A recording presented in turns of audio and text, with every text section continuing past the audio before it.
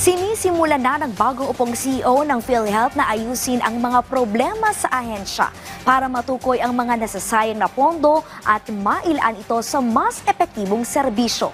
Narito ang report. Bilang manggagamot, parang tinitingnan ko rin po ang PhilHealth na may sakit. At inaalam ko rin po ano yung lunas. Para gamutin ang sakit na tinutukoy sa Philippine Health Insurance Corporation of PhilHealth, aayusin ang bagong talagang pinuno ng PhilHealth na si Dr. Edwin Mercado ang financial report ng ahensya. Layo nitong tukuyin ang gastos, nasasayang na pondo at saan ito dapat gamitin upang maitaas ang efficiency ng ahensya at maipatupad ang mga kinakailangang reforma, gaya ng digitalization na magbabantay sa pagsusuri at pag-aproba sa mga claim na isinusumite ng mga healthcare facility. Magbibigay daan ito para matukoy ang mga posibleng anomalya sa mga claim upang magamit ng tama ang pondo at mapabuti ang serbisyo ng ahensya.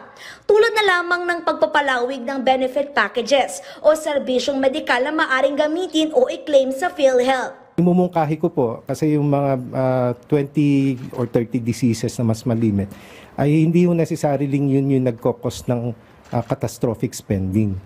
So titingnan ko rin po ang datos kung ano po yung mga sakit na malimit na nagkokos ng catastrophic spending at probably yun po muna yung ating ifo-focus. Nasa 45 hanggang 47% o halos kalahati ng gastos sa ospital ang binabayaran ng isang pasyente tuwing nagkakasakit. Nais ng PhilHealth na bawasan ito at gawing 30% na lamang para maibsan ang pasani ng mga Pilipino. Kalezal Pordilia para sa Pambansang TV sa Bagong Pilipinas.